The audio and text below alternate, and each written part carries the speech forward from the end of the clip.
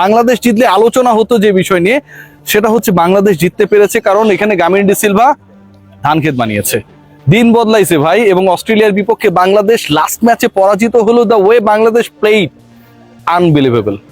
শেষের 5 ওভারে বাংলাদেশ যেভাবে 4 উইকেট নিয়েছে, শরীফুল ইসলাম যেভাবে কামব্যাক করেছেন, অস্ট্রেলিয়ার বিপক্ষে ফাইফার মারা, ফাইফারকে ছাড়িয়ে 6 উইকেট নেওয়া, আমার কাছে মনে হয় যে কোনো ক্রিকেটার তিনি যদি পেসার হন, তিনি যখন থেকে এই পেস বোলিং এবং ন্যাশনাল টিম নিয়ে ভাবনা শুরু করবেন, তার মাথায় এই একটা জিনিস কাজ করবে যে আমি আমার লাইফে, আমার ক্যারিয়ারে, আমার লাইফ টাইমে এই অ্যাচিভমেন্টটা করতে চাই। শরীফুল ইসলাম সেটা করে দেখিয়েছে। বাংলাদেশ অস্ট্রেলিয়া সিরিজ আসলে আমাদেরকে অনেক কিছু দিয়েছে, যেই জিনিসগুলো আসলে দিয়েছে সেই ব্যাপারগুলো একটু আপনাদের সাথে শর্টকাটে আলোচনা করতে চাই। প্রথমে আলোচনা করতে চাই যে নাম্বার 6 ব্যাটার নিয়ে অনেক ডিসকাশন করেছি, কে খেলবে কে খেলবে না। সৌম্য সরকারকে নাম্বার 3-তে নিয়ে নাম্বার 6 বানানোর চেষ্টা করা হয়েছিল একটা সময় তাহিদ হৃদয়কে, সেটা নিয়ে দলের মধ্যে অনেক ধরনের ঝামেলা হয়েছে, এবং পরবর্তী সময় মোসাদ্দেক হোসেন সৈকত, এবং সৈকত প্রিমিয়ার লিগের পারফরমেন্সকে অনুবাদ করেছেন মিরপুরের 22 গজে। মোসাদ্দেক সৈকত আমার কাছে মনে হয় বাংলাদেশ অস্ট্রেলিয়া সিরিজের সবচেয়ে বড় পাওয়া। Mosaddek Saikat the way he batted, 157 run 3 ইনিংসে, 2টা 50, একটা 80+ এবং আরেকটা 50+, যে ইনিংস গুলো খেলেছেন, যেই সিচুয়েশনে খেলেছেন, অপরাজিত থেকেছেন, ফিনিশ করেছেন।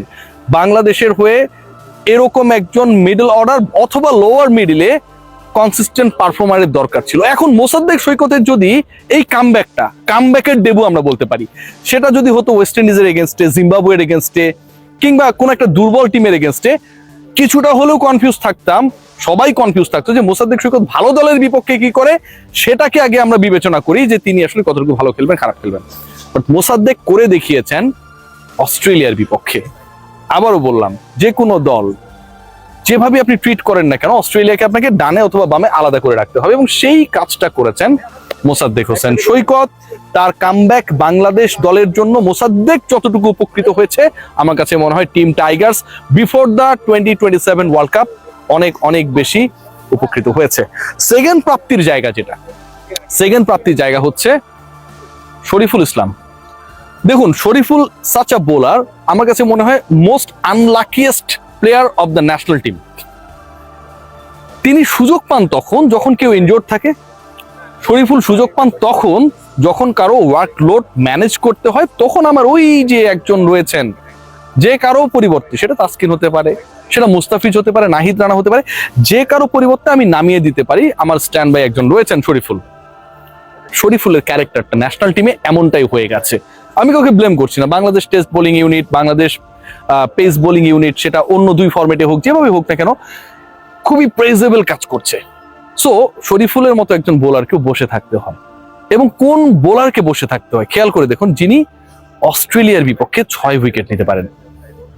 শরীফুল ইসলাম আজকে যেভাবে ডেলিভার করেছেন, বাংলাদেশের লাস্ট ম্যাচটায় পরাজিত হওয়ার পরেও আগের 2 ম্যাচের অর্জন, এই লাস্ট ম্যাচে হারার পরেও সেই আগের 2 ম্যাচের জয়ের অর্জনের কাছাকাছি আমি মনে করি।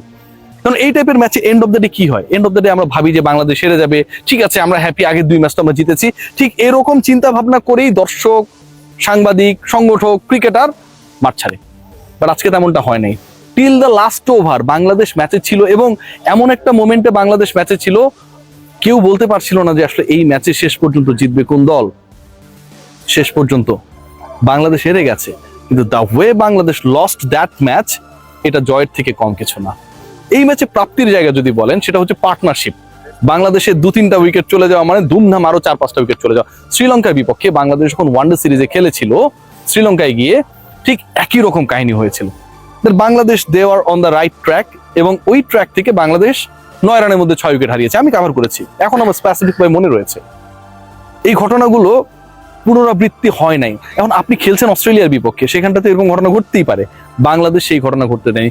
শুরুতে উইকেট হারিয়েছে, একদিনও ওপেনিং পার্টনারশিপ ভালোভাবে কাজ করে নাই, বাট বাংলাদেশ হয় সেকেন্ড উইকেটে অথবা থার্ড উইকেটে পার্টনারশিপ গ্রো করেছে। এই যে পার্টনারশিপ গ্রো করা, 2-3টা উইকেট চলে যাওয়া এবং তারপরে আবার কামব্যাক করা, আমার কাছে মনে হয় এটাও একটা বড় অর্জন। প্রতিপক্ষের এগেনস্টে বাংলাদেশ যে 2টা ম্যাচ জিতেছে, একটা রান চেস করেছে, আরেকটায় বাংলাদেশ তার টোটালটাকে ডিফেন্ড করেছে। তার মানে আগে বা পরে যে কোনো সিচুয়েশনে ব্যাট করতে অথবা রান চেস করতে, অথবা তাদের টোটালকে যে স্কোর বোর্ডে যে রানটা পোস্ট করেছে বাংলাদেশ সেটাকে ডিফেন্ড করার ক্ষেত্রে বাংলাদেশ ক্যাপাবল ছিল। এটা কি কম বড় অর্জন? বলতে হবে ভাই মেহেদী হাসান মিরাজের কথা। সেই দিনের সেই ম্যাচটা, ওই ম্যাচেও কিন্তু একটু হারু হারু ভাব ছিল যে বাংলাদেশের পর্যন্ত হেরে যেতে পারে, আরেকটা উইকেটে পতন হলে কি হতে পারে। মিরাজ তখন মাথায় ব্যথা পেলেন, ঠিক মাঠের এই জায়গাটাতে, এর আশপাশের জায়গাটাতেই তিনি বমি করলেন। শেষ পর্যন্ত খেলতে পারবেন কিনা তিনি উঠে দাঁড়ালেন, ছক্কা মেরে দলকে জেতালেন। আজকের ম্যাচে খেলতে পারেন নাই, কিন্তু সেদিন যেভাবে খেলেছেন, বাংলাদেশের উইনিং শটটা ছক্কা হিসেবে ক্যাপ্টেন যখন মেরেছেন, সিরিজ জয়ের ক্ষেত্রে তার এই রোলকে ছোট করার কোনো সুযোগ নেই। What about Towhid Hridoy? বাংলাদেশের এই মুহূর্তের, ওয়ার্ল্ডের এই মুহূর্তে সবচেয়ে কনসিস্টেন্ট ব্যাটারদের একজন। অস্ট্রেলিয়ার বিপক্ষে এই সিরিজে তার প্রতি প্রত্যাশা ছিল sky high, and he did exactly what were our expectations. According to our expectations, Towhid Hridoy he clicked. এবং তহিদ হৃদয় 33, 40, আজকে 80+, 100-এর একটা সুযোগ থাকার পরেও তিনি দলের স্বার্থকে প্রাধান্য দিলেন। চেষ্টা করেছেন সেটা হচ্ছে দলের রানটা বাড়ানোর। পার্সোনালি কি হচ্ছে না হচ্ছে সেটা দেখার সুযোগ নেই। এই তাওহিদ হৃদয়, তিনি তো গাড়ি পাবেন। এবং তাওহিদ হৃদয়কে যিনি জন্ম দিয়েছেন, হৃদয়ের মা গর্ভধারিণী, এই গাড়িতে প্রথম চড়ার, ঘোরার এবং এই গাড়িটা পার্সোনাল করে নেয়ার অধিকারটা আন্টিরই বেশি। হৃদয় সেই কথাটাই জানিয়েছেন, এই গাড়িটা তার মায়ের জন্য। অনেক অনেক দোয়া আন্টির জন্য, হৃদয়ের জন্য, তিনি যেন আরো আরো অনেক বেশি পারফর্ম করতে পারেন। সো ওভারঅল বাংলাদেশের নাহিদ রানা, বাংলাদেশের মুসাদ্দেক সৈকত, বাংলাদেশের নাজমুল শান্ত দুটো ভালো ইনিংস, তাওহিদ হৃদয়ের কনসিস্টেন্সি, শরীফুল ইসলামের এসেই জয় করা, তাসকিন আহমেদের এভরিডে ফার্স্ট ওভারে উইকেট নেয়া, মুস্তাফিজুর রহমানের মোমেন্টাম ক্রিয়েশন, এই সিরিজে বাংলাদেশ যা অর্জন করেছে গত 10 বছরে ওয়ানডেতে কোনো পার্টিকুলার সিরিজে এত বড় অর্জন করেনি। আর সবচেয়ে বড় অর্জনের নাম কি জানেন? আমার পেছনে ঢাকা উইকেট। অনেকটা উইকেটের ধরনটা হচ্ছে ইংল্যান্ড অস্ট্রেলিয়ার মতোই। অস্ট্রেলিয়ানরা এখানটা এসে বলেছেন যে বাংলাদেশে এরকম উইকেট আমরা এক্সপেক্ট করি নাই, সাবকন্টিনেন্টে এরকম ডিফারেন্ট উইকেট আমরা এক্সপেক্ট করি নাই।